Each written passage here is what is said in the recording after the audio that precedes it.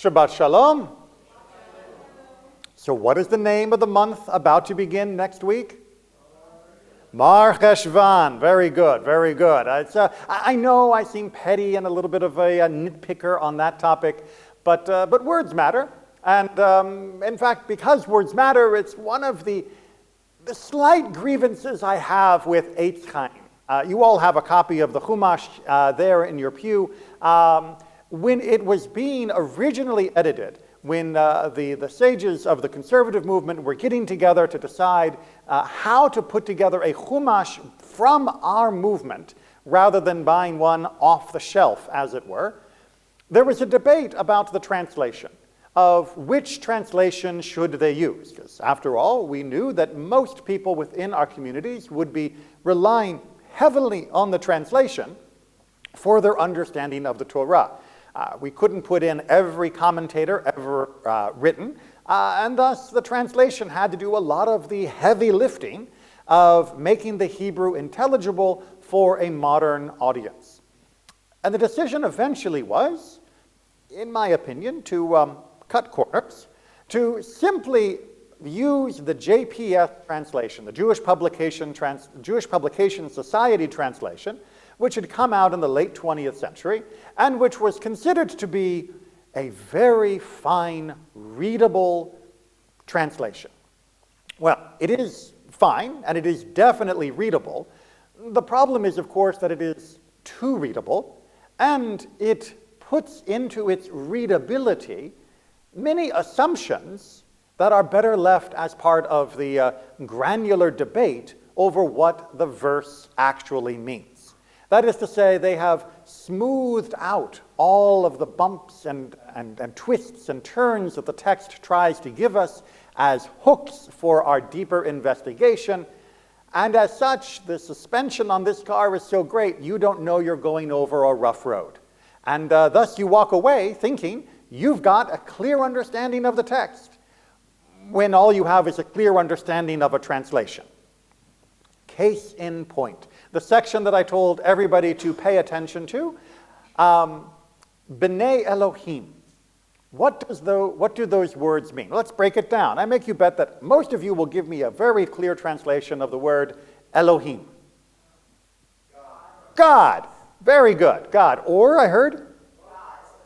God or gods, right? Capital G, singular God, meaning the real one, or lowercase g, gods, meaning the rest of them out there, like the Egyptian gods, for example, later on in the Tanakh. Yes, and. That is to say, that is not the only translation of that particular word. And in fact, it is, with the other translation, that many of our commentators, in fact, I would say the vast majority of them, lean. Because there's a problem translating that as God, or even gods, lowercase g, perhaps even more problematic, that lowercase, which is the first word, b'nai. What does b'nai mean? Sons, children's, or members of the category of. That is also very well attested. After all, we are not all literal offspring directly in the line of Jacob, yet we are still B'nai Yisrael. We are within the category of the offspring of Jacob. Saw a hand. Did I miss that? Okay. So, B'nai Elohim, if we were going to use the translations that you have given me so far, would translate as sons of God, or sons of gods, or as the JPS translation lovingly renders it, divine beings. Divine beings. Okay, did anybody pause in that reading and go, wait, what? Because what are these divine beings doing in the verses that are being discussed? Taking wives from the humans. Taking wives from the humans, right? They are doing good old Greek mythology, where you have various gods that are, enamored of human women and doing the things that normally humans do with each other, but this time crossing the human divine barrier and giving rise to great and mighty offspring, right? Sounds a little bit well, Greek, a little demigod, a little pagan. And JPS, to their credit, is unflinching that they are going to render the Hebrew into English regardless of how upsetting or problematic it may make a modern reader feel, because that's their job, to render it clearly and honestly, unflinchingly. But there's a problem, which is that it's not an accurate translation. Yes, it is a potential translation. Those words can indeed mean divine beings if you want to render it that way. But the word Elohim does not only mean God or gods. It does not only signify divinity.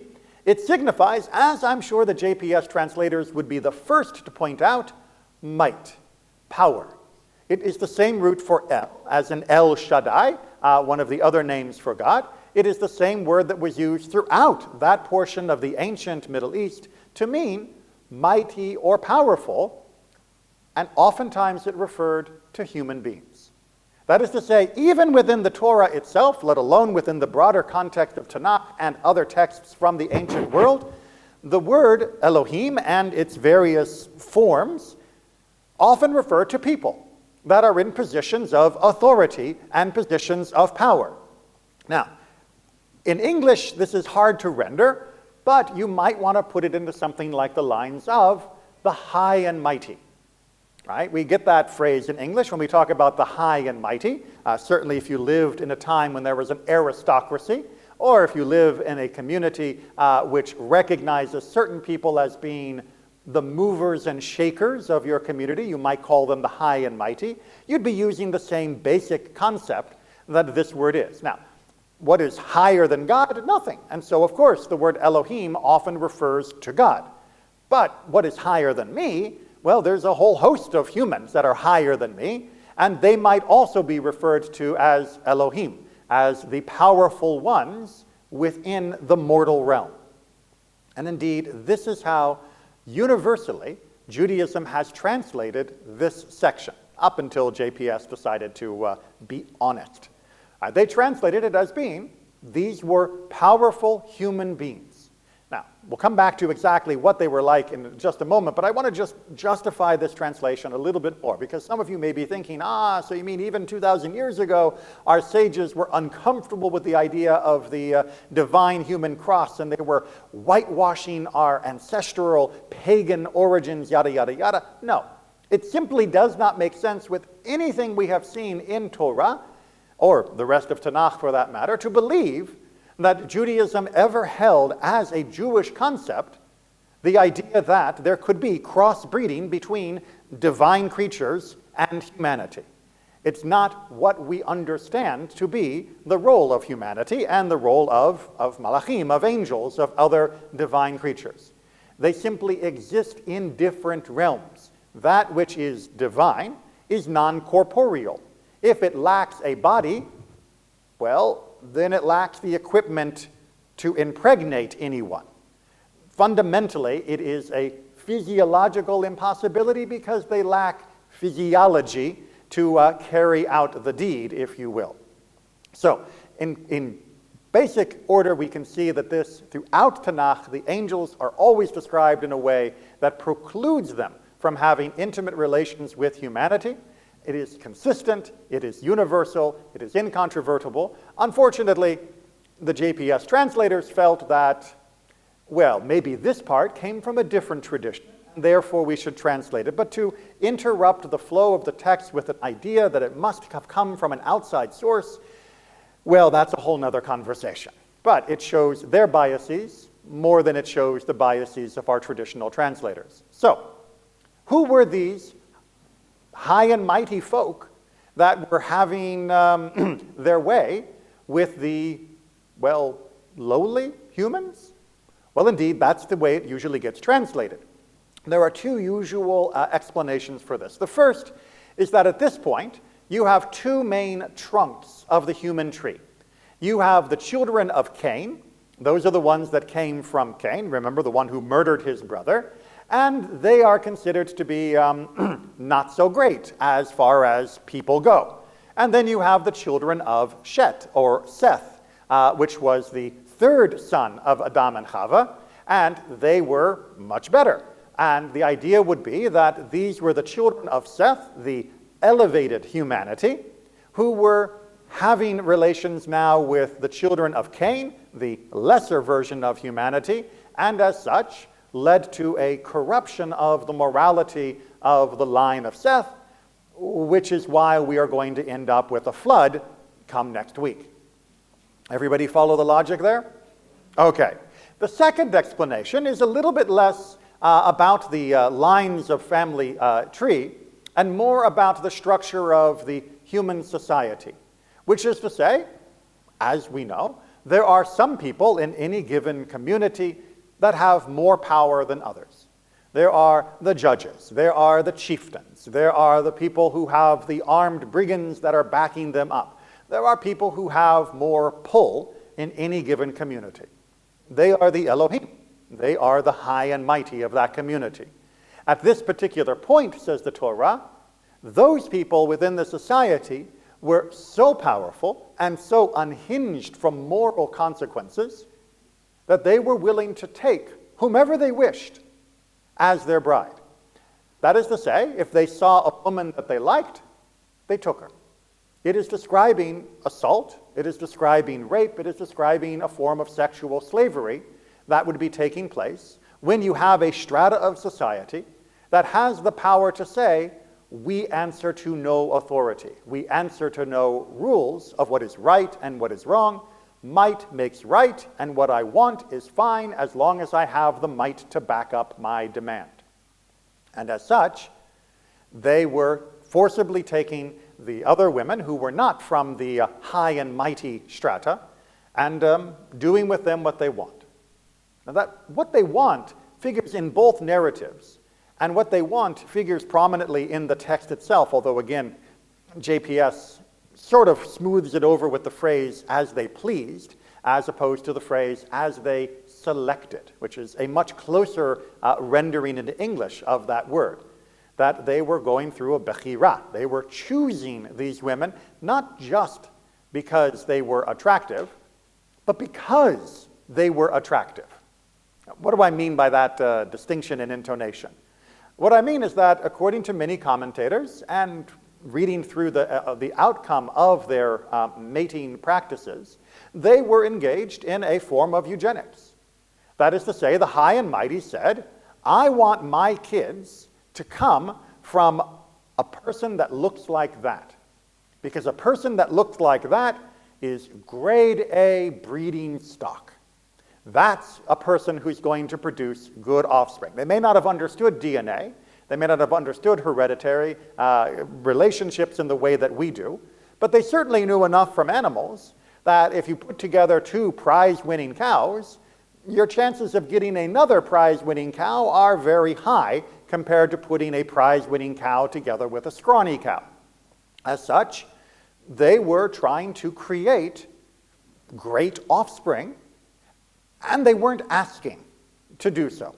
That is to say, if you want to have a successful breeding program, you don't ask the cow who it wants to mate with. You force the cow to mate with the bull you want it to be providing the offspring for. And these high and mighty folk were doing exactly that, say our commentary. They were looking for the women that in their mind would give them the best, most powerful, amazing offspring, and they're taking them and forcing them to produce those children, which apparently it worked. That is the actual outcome that comes a few verses after this discussion when talking about these Nephilim, about these men of great renown and great might. Apparently they succeeded. Their breeding program created superior people that became of legend and renown. So, gold star for eugenics? Does that mean they were right? Well, no. Because why were they trying to create these people of great renown? Well, because renown, again, is a bit of a misnomer in terms of reading. These were other people of might. And if you believe that you live in a world that is governed purely by might, then of course you are going to want to produce the mightiest offspring so that they will be able to outcompete the others within your setting, which are also conducting their lives purely on the basis of what is mighty. So, within that context, yes, you are winning. You are able to outbreed the other person so that your children will dominate theirs, and thus, by the rules you have decided are the rules, you will win, or your children will win. But that fundamentally misses the entire point of humanity's existence on earth. And that is what Torah is trying to tell us, as it uses this as a lead-in towards the story of the flood and the story of Noah, is that at this point, we were behaving no differently than extremely clever animals who only were thinking about mating with regards to the idea of who will produce the strongest offspring that will be able to dominate and exclude the weaker offspring of my competitors, and thus be able to reproduce that cycle again and again and again. But God did not create humanity to be like that. God has all the animals God wants that operate according to the basic rules of natural selection and evolutionary theory. What God wanted from humanity was that we would actually think, that we would actually stop, and that we would actually guide our behavior, including the most intimate decision of whom we would use as our partner in life, and thus our partner in creating new life. And we would measure it by something other than how buff are our kids going to be, and how many people will our children be able to dominate and take over once we have them. Once we headed down that path, once we irrevocably committed ourselves as a society to only worrying about the power that we would be able to achieve next, God had to hit the reset button. God had to say, no, this is not the way it's going to be. Power is not your goal. Your goal is your soul. Your goal is to walk this world with an understanding of my ways, says God, and to do so in a way that will elevate your soul step by step, choice by choice, because you choose not to feed the lust for power. You choose not to think that the world will only be won by those with a greater capacity to dominate. Instead, you will recognize that the allure of this promise that you can be powerful and mighty, is misunderstanding the reason for your existence at all. Your soul doesn't need the ability to dominate someone else, to elevate itself and draw closer to God. In fact, quite the opposite. Going down that path drives us further and further from God, as the generation of the flood demonstrates. What your soul needs is to reflect on its existence, on its essence, and on its creator, as we see in this parasha of Bereishit, and to draw closer to God through acts of goodness, acts of righteousness, acts of justice. And that means standing up to those who would dominate and exploit others. That means not choosing a spouse or a breeding partner based upon the likely offspring's ability to overwhelm the enemies of others.